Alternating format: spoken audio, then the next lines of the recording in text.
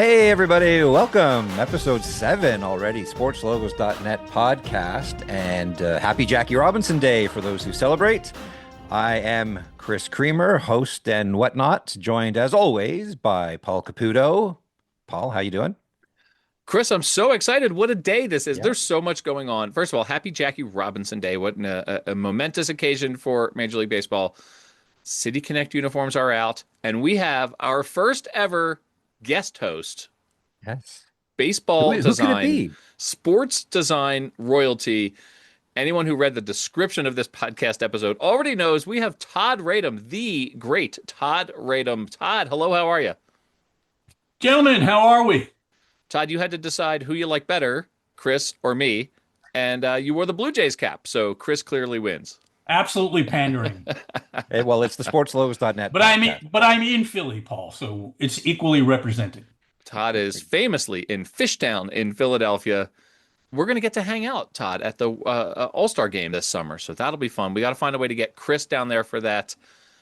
Chris, my parents have a guest room. Just say the word if you need to come hang out in Philadelphia. I'm now getting fought over. I'm good with that. Oh, Yeah. there you go. If you've got other guest room offers, that's great too. But Todd, one of the reasons that you're here, besides the fact that we three have never had the chance to hang out before, and this is hopefully a portent of much to come, you got a new book out, The Ballpark and Beyond. And when I say out, not quite out yet, May 26th, it will be out.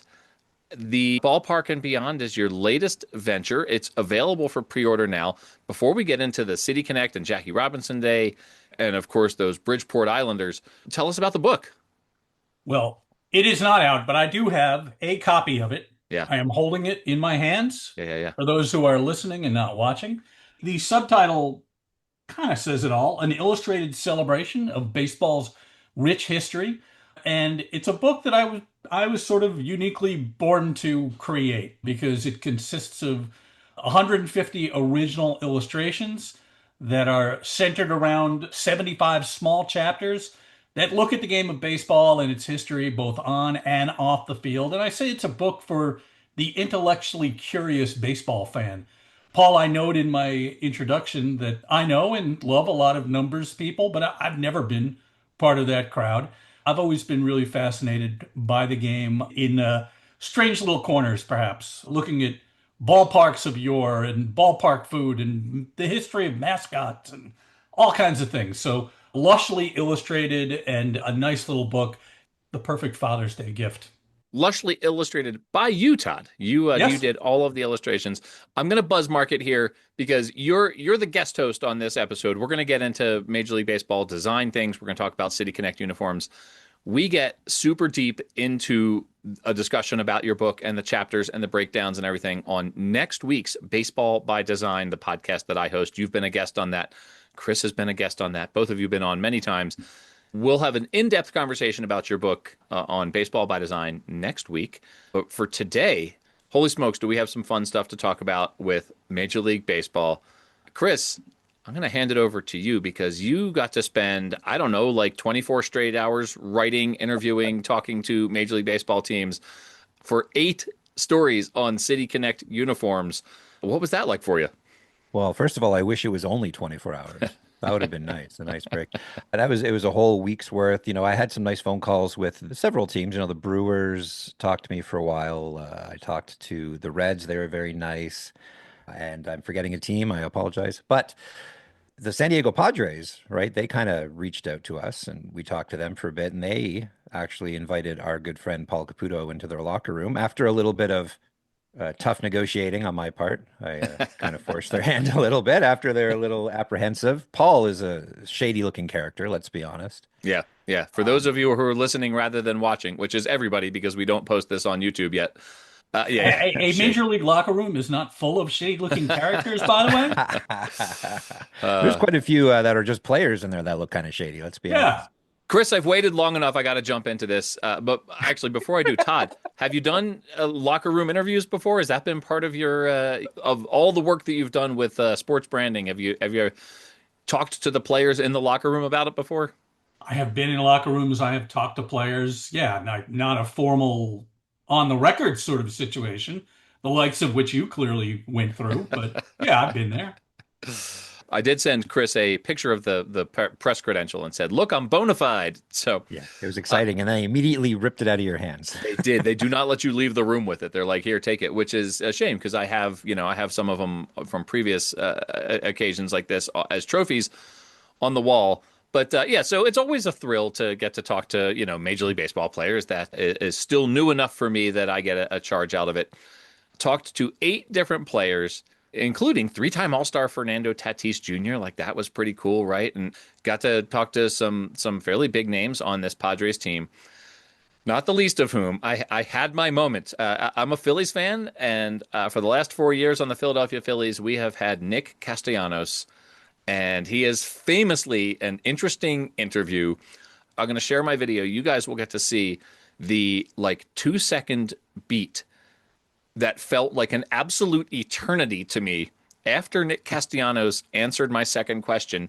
There's like 6 other reporters around, and I expect that they're going to like jump in. I'm going to set the stage for you here. He was at his locker by himself. He was sort of horsing around with Manny Machado, like they were just sort of like talking and laughing and whatnot. And so I went up to him and I was just like, "Hey, can I ask you a couple of questions about the City Connect uniforms?" He was surprisingly gracious. He was like, "Yeah, sure, absolutely." And so I was a little bit, I wasn't even expecting that. I was expecting like just like, I'm new here. I don't have a lot to say about them, which has happened. And like, I respect it. Like if they're like, I don't have a lot to say about that, you got to respect that. That's fine. He was not that. He said, "Yeah, sure." So I start the recording. I did, thankfully, take the Phillies phone case off my phone before I started recording. So it was just an uncased phone. It did not say Phillies on it. Thought of that at the last second. And you'll hear after the second question, there's like a pause for the listener. He is staring deep into my soul, daring me to ask him about like low and away sliders or something here. So here he is, Nick Castellanos, responding to my questions. 8 teams unveiled City Connects yesterday. Is that a conversation topic in the clubhouse? I mean, not in the conversations that I'm a part of. All right. You excited to get out there in the new Day of the Dead City Connects for the Padres tonight? Yeah, I think they're really nice.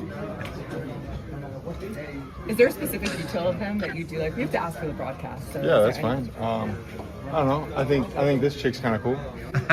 Yeah, the candles and everything. I think it's nice. This chick, by the way, is Katrina, the figure of the Day of the Dead, the Dia de los Muertos in Mexico. That is the centerpiece of this City Connect brand.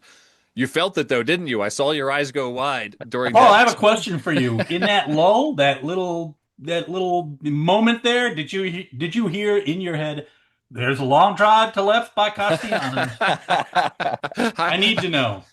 Some celebrity just died somewhere during that pause. I'm also thinking of, and I hope you have a bleep button available to you. I do. Because there was a viral moment in the last couple of seasons. Maybe it was last year. I don't know. They all run together to a certain point after 2022 here in Philly, as you well know, Paul, where Nick Castellanos is standing at bat and he just breathes deeply and he lets out a big sigh and he says, "These people." So I'm thinking that too. Yep. So look, I'll admit I'm not a professional, not the best question necessarily, but I didn't expect him to even agree to the interview, let alone, I've got to come up with 2 questions and then a third. If I had a third question queued up, I never would have gotten the Nick Castellanos. What is it? The Long Dark Tea Time of the Soul with Nick Castellanos there. I find the worst feeling is now, like, we just kind of brushed right past that. He called it that chick on this. That chick with the candles. That chick with the candles. Oh my God. That's very on brand for him, though. When we talk about branding, that is very on brand for Nick. Not in any of the conversations I've been a part of. Right. Yes. Well, that's the question I got called out for. Like, you should see on social media I'm getting ripped up and down for asking stupid questions. Oh, what do you expect? People are very defensive of their Nick Castellanos. It's not a stupid question. It's a perfectly fine question. And the old adage, there are no stupid questions, only stupid answers applies. And in the course of a 162 game season, I would like to make an Excel spreadsheet of the questions that the average Major League Baseball player gets, many of which are duplicative. It is a marathon to say the least. So if I am that guy, I kind of welcome a little softball here about a uniform, as opposed to being mired in an 0 for 15 slump or whatever it might be. Right. Well, in my experience interviewing players, and Paul, you've been through this as well, is that they tend to enjoy answering these questions because it's so much easier and Yes. it's something different, right? Like I remember I did an interview with Marcus Stroman back during his heyday when the Jays unveiled their red Canada uniforms 2017. And Bautista had just signed a 1 year extension the day before. So every question he got was about, how does it feel having Bautista back? What does that mean to the team? He was giving one-word answers. Yeah. And me knowing Stroman's mindset, he's very much like a me first kind of guy. I said, would you ever want to design your own uniform for a baseball team? Ah. And he went on for Yeah, like yeah. 20 minutes. Oh, absolutely. Oh man, Yeah. that'd be great. I'd love to do that. Sometimes you just gotta, know the personality of the player and just figure out Yeah. what tickles them.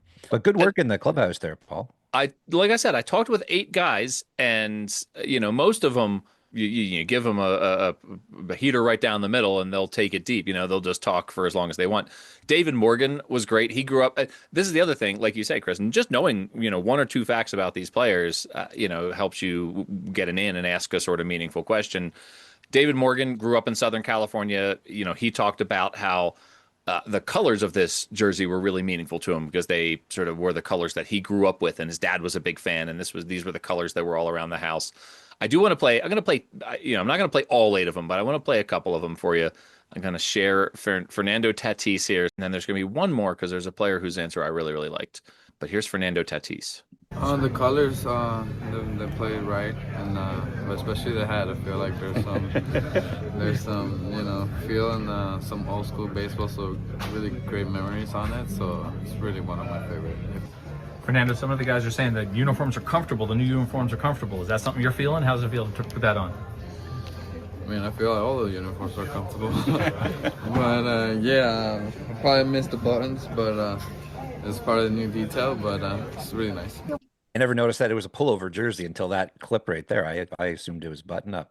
Yeah. But you can tell when a player really has nothing to say about the uniform, right? Like that's a very, I'm just going to say. Let me get in there. It's a privilege to wear any uniform in the major leagues. Yeah, absolutely. That's usually what you hear. Right. I did enjoy though that he said, he it's hard to quote, right? Because he was speaking in these sort of like this euphemistic way, and I don't know, like I probably missed the buttons is exactly what he said. And so that's how I quoted it, right? Like that's what they teach you in journalism school. You don't, you're not trying to edit them as they're speaking in real time. And I probably missed the buttons. It's funny because that was one of the comments on the Nick Castellanos thing was, some of the ladies who enjoyed the aesthetics of Nick Castellanos were commenting on how the pullover jersey didn't have buttons to unbutton. And so, Nick Castellanos' signature unbuttoned jersey. That should have been your follow-up question after the chick on the sleeve patch. How do you can you rip off this jersey anymore? Like, right. How do you unbutton a pullover jersey? What are we gonna what are we gonna do about this? We're gonna install some custom buttons for you, Nick. He would not be the first guy to do that. Hey, come on, Todd. Let's hear it. Let's go. Willie Horton had the equipment guy manager make his pullover V-neck into a Henley, both with the Texas Rain. No, I think with Seattle certainly. And maybe when he was still with the Detroit Tigers on the road. You look at pictures of late career Willie Horton, and you're going to see a custom-made Henley. Oh, nice. So did he ever offer up a reason? Like he just found it more comfortable or? I'm not aware of it. It's probably out there, but seems like something that one of you two should explore. We should do a deep dive in. Or the next chapter in the sequel to your book there. It could be. It could be. For sure. History of buttons. I don't know. I'd read it. I know you would. I know you would, but how many other people would? But I digress. I don't care how many other people read it. I'll read it. Make a book for me, Tom. I do describe buttons in here, by the way, which I've sometimes pointed this out. Buttons on uniforms, on baseball uniforms, are sort of like an appendix, a human appendix. They are this vestigial organ that really has no purpose any longer. Right. I was going through some and minor league stuff, Paul. I'm going to see. This doesn't count against your minute, but I was going through some of the Indianapolis Indians updates yesterday, just for updates on the site. And I noticed that one of their alternate jerseys has dark colored buttons on a white jersey. And I don't think I'd ever seen that before. Oh, well, that's pretty. Yeah, they have an interesting new look. Todd, one of the dynamics that exists on this podcast is that Chris has learned in the first few episodes here that he has to limit me with a timer to exactly 1 minute to talk about minor league baseball. So I absolutely believe it. we'll get to the minor league minute at the end of the podcast. One more soundbite here from San Diego. Jeremiah Estrada is a relief pitcher for them, and he is Mexican American. He was born and raised in Southern California. He's Mexican American. Obviously, the Day of the Dead is primarily a Mexican observation tradition. I asked him, what was the significance of, playing for a team that was honoring this aspect of Mexican culture. And he gave me a really thoughtful, long answer that was giving the staff on the Padres fits because he came out at the very last minute during the 50 minutes that we had available. He came out literally with like 2 minutes to go. And I asked him, I said, can I ask you about this? And he said, yeah, of course, of course. And he's sitting there and he says, sit down. I didn't know when they invite you to sit down. I just sat down. It was an instinct. They told me afterwards, like, hey, don't sit on the players' chairs again. So, sorry. But he gave me That's why they took your credential away, Paul. No, Chris told me that was going to happen. He was like, they will not let you out. And then they had to walk me out because, like, if they see you walking around here underneath the, stadium without a credential, they'll throw you out. So anyway, Jeremiah Estrada had a really thoughtful answer. This is just a snippet of the full 2-minute answer here. And then this is the last one I'll play because there's a lot of other City Connects to talk about. I love that it's part of such a Mexican culture. I love what the meaning of it is. I love to see how much people care about their loved ones and remembrance of it. And it being here in San Diego, which is the best city in all of the world, and to see more about that, the fact that this organization and team is putting the thought and effort in the culture, more than anything. That's what means more. Yeah, no lies detected. That is a great quote. It's clearly coming from the heart. Yep. He articulates something that's very personal to him and hit it out of the park. That was interview number 8 out of 8, and it was the first one. All of the players were very gracious with me, right? Like everyone was approachable and agreed to chat and tried to come up with thoughtful answers. Even Nick Castellanos in his own way. But this was the one where, like, this was the very last thing that I did. They were sitting there waiting for me, to reach a stopping point so they could be like, okay, Paul, get out and give us your credential. And I left on a real high after that. That was great to have that conversation. And so now I'm a huge Jeremiah Estrada fan. I'll be rooting for him in his career as we go on here.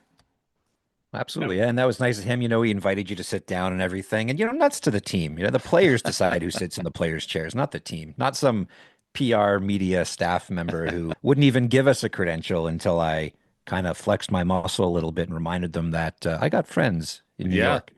Chris had to go full "Do you know who I am" with the Padres there, but it worked. It's always fun when Chris says, "Let me pull some strings and get you a credential." I got Todd credentials once, right? Wow, that was a fun evening. I don't know if I can.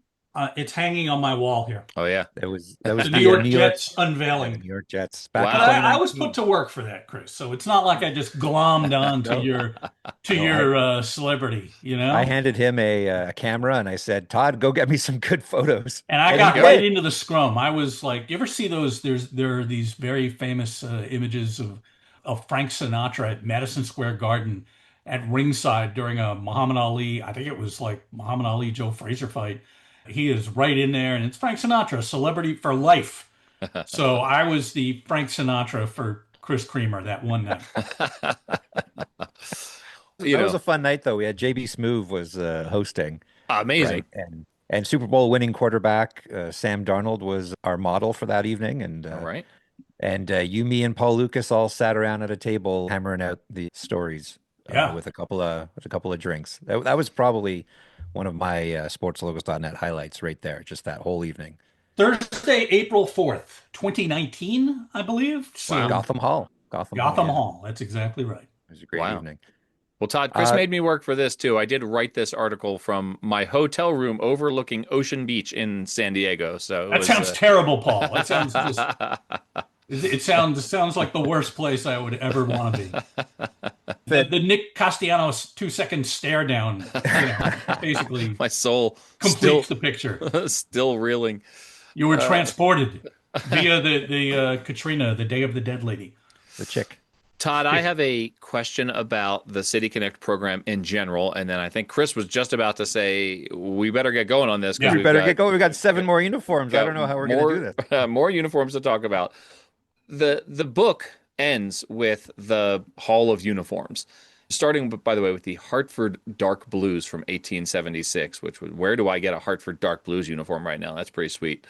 The book, one of the things that you say is that there's a through line from 1876 all the way up until now, where baseball uniforms have largely had this the aesthetic, the principle of baseball uniforms has largely stayed intact from 1876 with significant, moments, fads, changes over the years. Where does the City Connect program fit in your mind with the overall arch of baseball uniforms since 1876? Well, I did include it, Paul, as you Yeah. know, and I think it's very important because, listen, the first, I mean, however many years, up until the 1990s, it was all about an organic evolution. We've had revolutions, little revolutions within uniforms, right? I talk about, the crazy designs of the 80s, for example, which were very spontaneous. They weren't necessarily marketing driven. They might have been marketing driven to some extent, but not to the extent that Nike has taken this as, listen, we're sitting here talking about this as sort of a regular part of the visual baseball experience. I think it's tremendous. I think it's here to stay. I think people have responded by and large pretty well to it. You've got the get off my lawn guys, people in my demographic, perhaps, not necessarily me, but clearly, I think just the fact that this piece of marketing jargon, City Connect, everybody knows what it is. You don't have to be a uniform aficionado. You don't have to be part of our little group or big group, as it were. So I think it's incredibly influential, and all of that marketing money has paid off. Chris, I have a question for you now about this because you have been covering these, since the inception of the program. We're deep into the second generation now. What do you see as being different in the second generation of City Connect uniforms that we did not see in the first? Well, it seems that teams they've learned from that first generation. We saw a lot of over the top, like maybe a little too extreme, some of these uniforms. And teams have kind of scaled things back a little bit. They've listened to their fan bases. In the example of the Reds, which we might get a chance to cover today, I don't know, but they saw that they had this fan base that had accepted sacrilege, change to the wishbone sea. And they said, okay, well, we've gotten past the hard part here. We're able to now introduce a change to this logo and let's embrace it. Whereas, a team like the Padres, they threw everything at their first uniform and then they realized, okay, some of this works, some of this doesn't. Let's scale it back a little bit. Maybe the pink and teal works better as a trim rather than everything. So I think teams are learning from Generation One. Some teams aren't learning from Generation One. I mean, the Brewers are wearing Wisco on their jersey, so clearly it hasn't really landed with all the teams. But by and large, we're seeing a slightly more reserved take on version 2. And I think eventually, as more and more of these come out, we'll see teams settle on uniforms that will actually be appropriate extensions of their brand. Well, that's interesting. And I agree with much of what you say, but not completely all. First of all, I would say that, you know, this generation too has stepped away from airport abbreviations. How about that? NKE and P, right? I mean, like, and who likes to spend time in an airport? So that was an immediate turnoff. And of course, I do agree with you. Every club approaches this perhaps in an individual way. And some clubs are more savvy about how to market their franchise than others. Some need to work harder with that. Some are taking more chances than others might. But restraint is probably a through line here. The jersey that you are wearing, I believe, the Blue Jays City Connect, which is illegible at a distance. And I'm a form and function guy. The Cincy first generation City Connect, absolutely illegible. I think about people in the press box or photographers or people who have to like deal with this stuff. These things do matter. So yeah, I think that we've noticed a shift toward maybe a little bit of restraint. the kitchen sink is not thrown in there for every single one. We've seen a little bit of tweaking. Like this year, I don't know if you guys saw this, but the Tampa Bay Rays, right? They just adjusted their City Connect uniform to make it so you could actually read the numbers on their back. Mm. So, like, to further Todd's point, they're making tweaks, they're changing things to make things a little more legible, make things make a little more sense. That's great to see. I didn't even know teams could tweak their numbers from year to year on this City Connect program. So, Yeah. Well, if Nike says they can, then they can. that's pretty much it. Well, hey, let's to your point, Chris. There are 8 of these. We have discussed San Diego in depth because that was an opportunity for us to go do something fun. When I say us, I mean me. But we also have the Pirates, the Brewers, the Orioles, the Braves, the Reds, the Royals, and the Rangers. I kind of want to just if you guys are okay with this, I want to line them up and knock them down here. Just go through and see what we say. I'm going to start with the Pirates. I like the Pirates. I love that they have the bridge theme in there as part of the text, the very piratey text. Roberto Clemente Bridge is one of the 3 suspension bridges right outside the ballpark there. I thought the Pirates was cool. I like that they connected their City Connect to their actual team colors and larger branding. So I'm good with this. The Pirates. I like the Pirates. I would say that they are very, as the kids say, mid. Mm. I do appreciate what you discussed, Paul. But like, listen, if you're doing this, you should, I may be biased here, being a Red Sox fan, but what the Red Sox did with the Green Monster City Connects ties not every team can do this. I get it, but it directly ties the franchise to the look of the culture of the team in a very overt way. The Pirates, they didn't go all the way there. And Pittsburgh is a city with a lot of personality. How about an Andy Warhol themed City Connect? Shoot it into my veins. Give me something. But these kind of like they're okay. That's one of the other bridges, right? The Andy Warhol, and then, it is the 3 sisters. and Rachel then Carson being the third. 1, 2, 3. Rachel Carson, the naturalist. She's Correct. Yeah, absolutely. Well, Todd, it's Pittsburgh, right? Like it's Pennsylvania's other city. I have a great deal of affection for Pittsburgh. Pittsburgh is great. I like the Pirates uniform, what they did there, but I agree with Todd. I think they could have gone a little further with it. I mean, they don't really need another black jersey. They already have 2 in their regular rotation. I would have gone gold or yellow if I was them. I'm sure Todd would have gone with a completely different color, it sounds like. But I Bring mean, back the Pirates pinstripes with the black and yeah. the double pinstripes from 1979, for God's sakes. When you're a team with a wacky uniform history like the Pirates have, like you can really go overboard and still like get away with it. Like, Yeah. but imagine a Pirates uniform like you're talking about my J City Connect. Like, put a big ass bridge across the front of this jersey, right? Oh, Like, the thing about it, there are tons of bridges. It's not just one. There's like, yeah, you could do 3. You could do a bridge on each sock and then a bridge across the chest. There's It's your one 3 of the most bridges. visually arresting places in the United States in an awesome It's way. amazing. So And- you've got a lot to lean into there. Anyway, we could they Yeah. could have done they could have done something a little better, I A think. little more. Like a Campbell soup can, maybe, and then Pirates script across the Campbell soup can. Do it. Do it. Do a big bottle of Heinz ketchup. Todd, you mentioned the Red Sox. I really like their current Green Monster themed City Connects. Since you mentioned the Red Sox and their Green Monster, I feel like the Orioles did something kind of similar by going with a green that reflects Camden Yards there. I think overall this is a pretty good look for a jersey. I know that 2 of the guys on the Sports Logos site picked this as their favorite. They said that this was, out of all 8, this was the one they liked the best. I think it's a good uniform. I grew up in the Mid-Atlantic, drove through Baltimore all the time between Richmond and Philadelphia, visited Baltimore many times. Never once heard anyone call it B-more.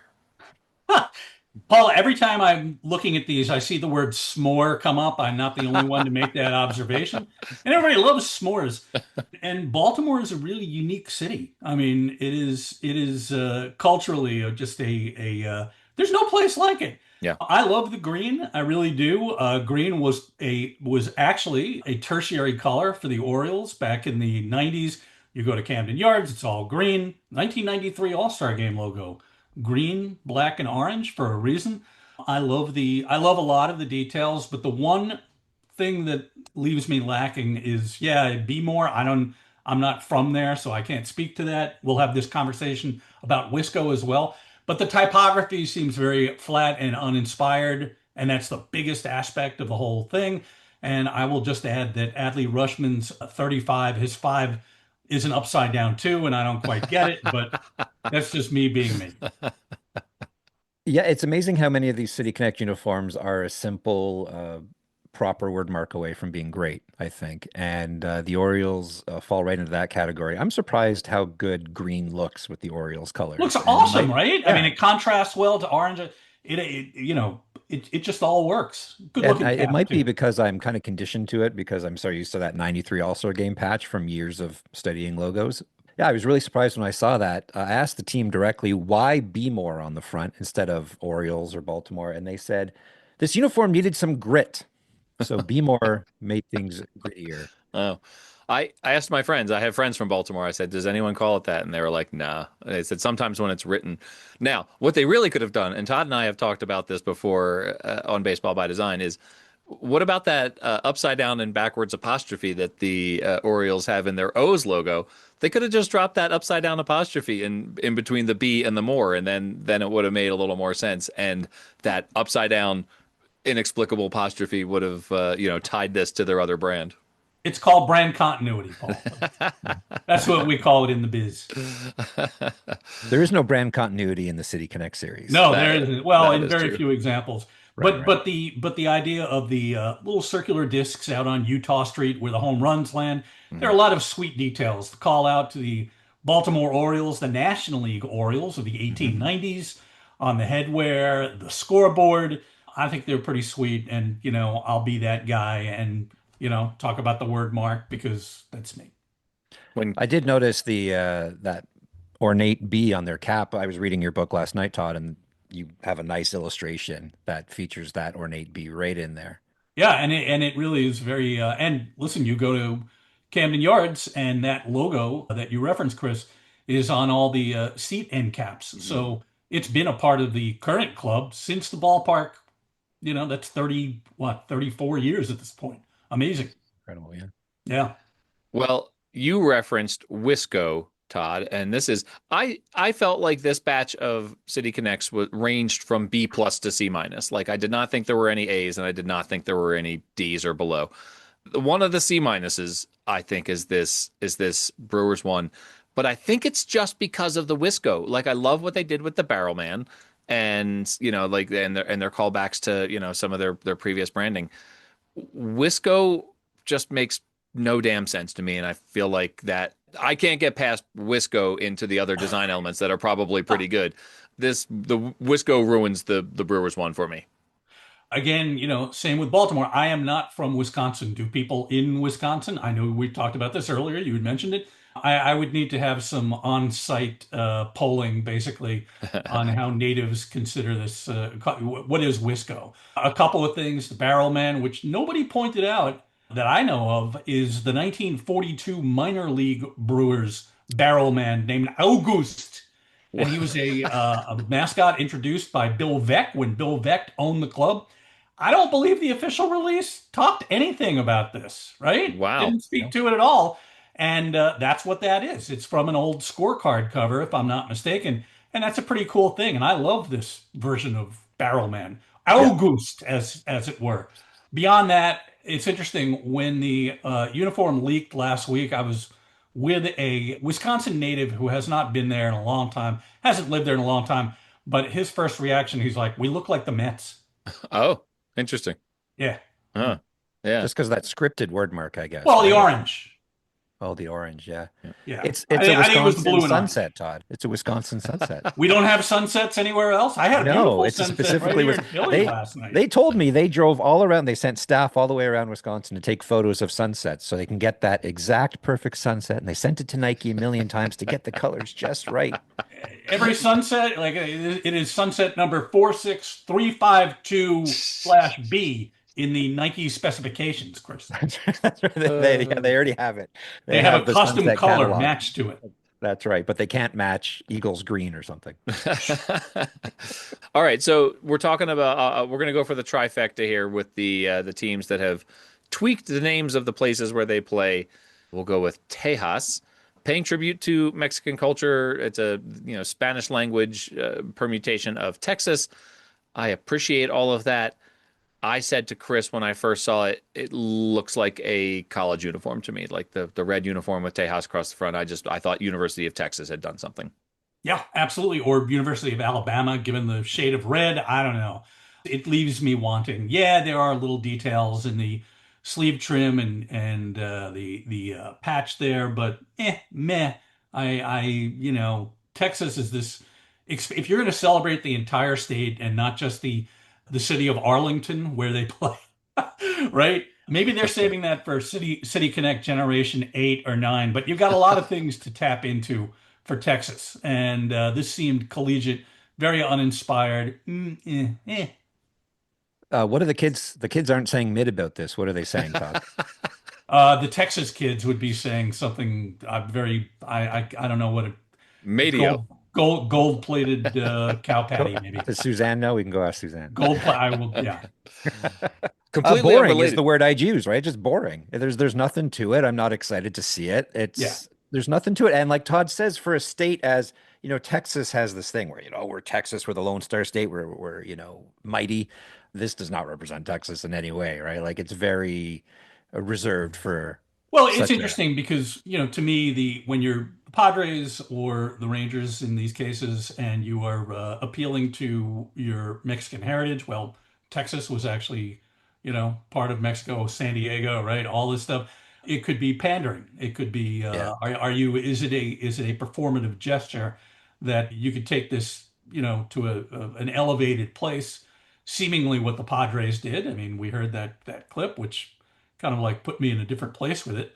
And in this case, and I'm sorry, but I can't help but think of the Spanish language Texas that wound up on a new era cap a few years ago that was roundly noted on social media, and I'll just leave it at there. I think there are a few Tetas caps out there in the world that got out before they realized what they had done. I don't know if you'll have to bleep that or not, Paul. We'll talk about it. I think you can do whatever you want. We'll have a post-production meeting here and decide whether. But you quickly mentioned, sorry, Todd, you mentioned it's almost pandering, and Paul and I have briefly talked about this with the Copa program in minor league baseball. It's starting to feel pandering at this point. Yeah, and I feel like we could do a whole episode about this. I think we should, because I think that program has gotten away from its origins a little bit. So I have things. Well, and it's been around for quite some time. Perhaps the novelty of it and the possibilities of doing something that really, struck a positive chord. You can only do that so many times. I mean, you can't do that over the course of 7 or 8 years. I don't. Well, it's not special anymore, right? Now it's just we're going through the motions at this point. And listen, we've seen this with the city editions in the NBA. They're decidedly unspecial. You're swapping colors. Yeah. It's just it's meaningless, and we'll probably get to that point with City Connects. But there's 3 more left to talk about here. One of the ones that is the most noteworthy to me, just because Chris and I a couple of weeks ago had a whole conversation about gradient blends. And in fact, when I saw this Royals jersey, I said, leave gradient blends where they belong in 1998 with the Tampa Bay Devil Rays. And they're back in force with the Kansas City Royals here with this. Chris, I don't know if you got this from the team or from, just from looking at the color, but you described it as fuchsia. That was in the team's press release. So the team gave you fuchsia. That word fuchsia was in the headline. It was all over the place. But this, like every single design element on this Royals City Connect, which celebrates the city of fountains, is a fuchsia to blue gradient blend. The piping on the side, the cap, the helmets, the R logo on the chest, every single one of them has this gradient blend. It feels a little bit to me like one of the designers at Nike just discovered that feature on Adobe Illustrator and was just like, guys, look what I can do. Well, when we talk about color designations here, Paul, I mean, obsidian and bone in San Diego, market speak. It's interesting. I think that the design elements on this Royal City Connect are very, very thin, right? They're very delicate. So you can pull that off because you're not seeing a whole lot of it. But all of a sudden you get up north and you look at the batting helmets and it's not a great look. Now, listen, the idea of purple, whatever we want to call it, it's not pink, it's more purple. just like we'll put it out there, is connected to royalty. So there's a reason for this. The blue is, the Royals color that they've had since their inception in 1969. So there's a way to do it. I think in some of those fine details, but here's where Nike jumps the shark, if you will, where they talk about, there are two stripes separated by white. The white stripe represents the line between Missouri and Kansas. Like, come on. But I think you can get away with that gradient when it's used sparingly or lightly in a literal way with those split lines. But once you get to the batting helmet or the catcher's gear, it becomes quite a bit. I love the logo that they made for the chest. Like it feels like something that the Royals would have came out with back in 1969. Like it just Yeah. fits right in, even though it was never a part of their identity before. And this new word mark that they added to the jock tag, it's just splendid. I don't know if you guys saw that, but take a look at But that. who cares about it, Chris? I You're know. never going I to see don't. it on the field of play. I care because it's a potential future element that they could use. So I love Well, that. they'll move on from that. Believe And I'm me. a logo guy, Todd. Don't forget. I'm not a logo guy. Who cares? Like the inside of the back neck. Like who really cares?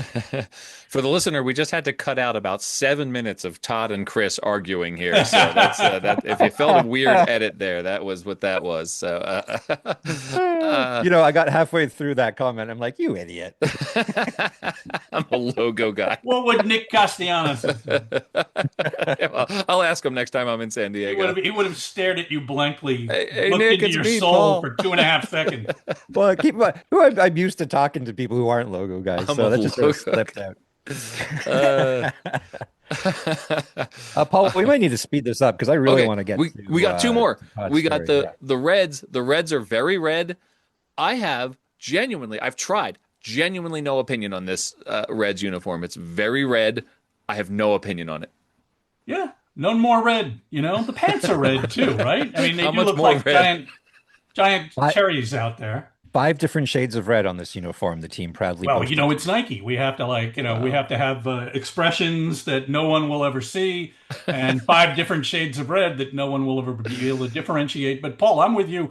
Listen, it's an okay looking jersey. I'm not sold on the red pants. The helmets are kind of cool with the dimensional, all that stuff going on. Nothing not to like. Especially, Cincinnati famously a very conservative place, right? This is probably as far as they can take that, given the dynamic. I don't know. This is a franchise that wouldn't let their players wear white shoes back in the 70s or, all this kind of stuff. So it represents a marked departure, but it's okay. Every element on this uniform is angular. No round corners anywhere on this uniform. I will say that I love how that white new Wishbone C looks on the red cap. It looks a lot better than how it did last year, the red Yeah. on the black. Yeah. The last Better one, contrast. guys. Yeah. We did it. The last one, the Atlanta Braves. I kind of held this one for last because I'm sort of tormented over it. I really like it, and I dislike the Braves as a baseball team. So I have trouble admitting to liking anything that the Braves have done.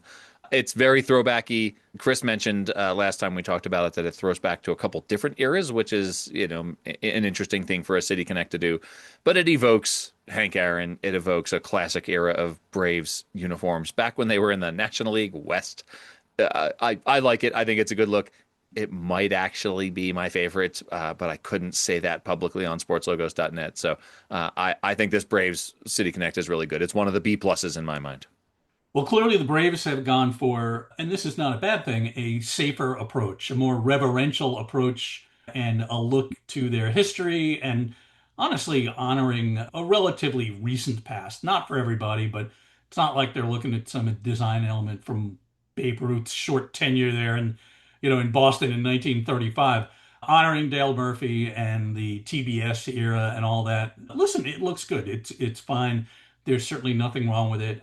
I absolutely get what they're trying to do, and I think the results are pretty good. I think the one nit that I might have is the one color number on the jersey front, which could have used a little lift, but hey, that is super, super minor.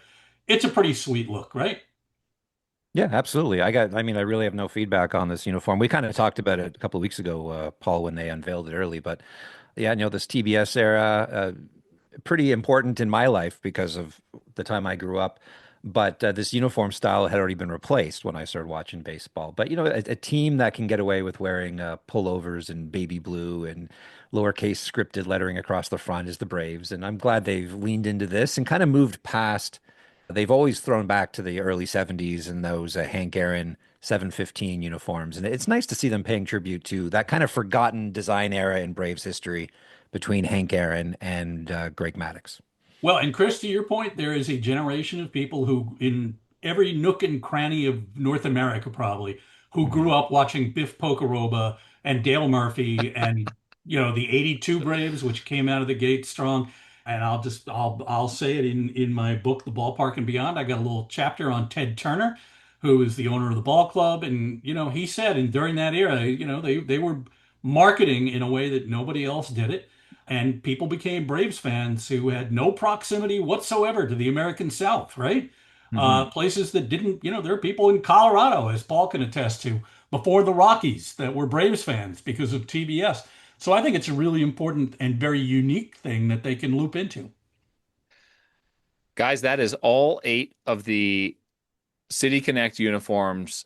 I love this exercise. I love going through this with 2 logo guys on this podcast. What a what a great exercise. Todd, we have 2 last segments that we want to do. I hope you have time for this. I know you've got a hard out coming up here soon, but we have a long-standing segment on this podcast called the Minor League Minute, and then Where Were They? We're going to ask you to be our special Where Were They guest. But first, Chris, when you give me the go-ahead, I'd like to have my 1 minute of Paul time here, the Minor League Minute. When you're ready, I got my finger on the trigger. You have 1 minute, not a second more. Go. This week, the Minor League Minute, we're going with the Brooklyn Cyclones. Now, this is a Mets affiliate, so it's not something that I would always do, but this represents a landmark in my career with SportsLogos.Net. It was the first time I ever spoke with noted designer Todd Radom, who created this logo in 2001. He actually started working on this logo during the 2000 Mets-Yankees World Series. It represents an awesome roller coaster, which is still causing mild concussions to this day on Coney Island in New York. It was built in 1927. Todd felt that this was the perfect representation of baseball on Coney Island, which returned to the borough after the Dodgers broke the hearts of Brooklyn's baseball fans.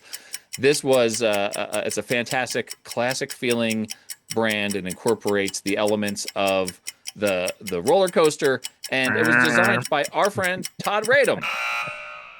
A couple of things about the Brooklyn Cyclones. I am very proud of this as a native New Yorker and a guy who loves history. As you said, Paul, first pro franchise in Brooklyn since the Dodgers left. Couple of little call outs in here. It's got Columbia blue. Yes, it's the color of the beautiful sky by Coney Island, but it's also the colors of Columbia University, where the Wilpons, who were then owners of the team, founding owners of the team, went. So that's why that's in there. And it's a logo that has held up well, in my estimation, because it's been around a long time. It still looks good. Love it. I don't know about you, Todd, but I thought that Columbia blue was a reference to Wisconsin sunsets, so I don't know. Well, it's often been said, Chris, that Coney Island is the Wisconsin of Brooklyn. So we can get cheese there. All right, our other segment, Where Were They? It is Jackie Robinson Day when this drops. So, Todd, we understand you have a Where Were They to report from Jackie Robinson Day. April 15th, 1997, Paul. I was an invited guest at Shea Stadium for the Mets and the Dodgers, celebrating the 50th anniversary of Jackie Robinson's historic debut. Went there in a suit and tie, and I'll tell you what, this is before 9/11, and those of us who were maybe a little on the elder side can remember a world in which you didn't have to go through a magnetometer to enter a baseball game pre 9/11. But the President of the United States, Bill Clinton, was there to throw out the first pitch. And it was an absolutely stunning announcement that Bud Selig, the then commissioner of baseball, made when he said that all of baseball would be retiring Jackie Robinson's iconic number 42. Absolutely stunning announcement. So a very special night to be there for. I was in a suite in left field with the mayor of New York at the time and several Negro Leagues baseball players who I sat with and heard stories from. And I've got my credential on my wall immediately to my right. A super special night. And to wrap it up, I created the 50th anniversary logo that was worn on the sleeves of, I believe, every major league team that season. Here, I thought Todd's Where Were They was going to be meeting me at the 2022 World Series in Philadelphia, but maybe next time Todd's on. Hey, Todd, thank you so much. This has been fantastic. We did not have time to get to the Bridgeport Islanders. We'll talk about them next week. Todd, thank you. The Ballpark and Beyond, available on big bookstores, little bookstores. It is a fantastic read. Chris and I both had the opportunity to read it before we chatted. Todd, thank you. Thank you, guys. What a great pleasure. Lots of fun.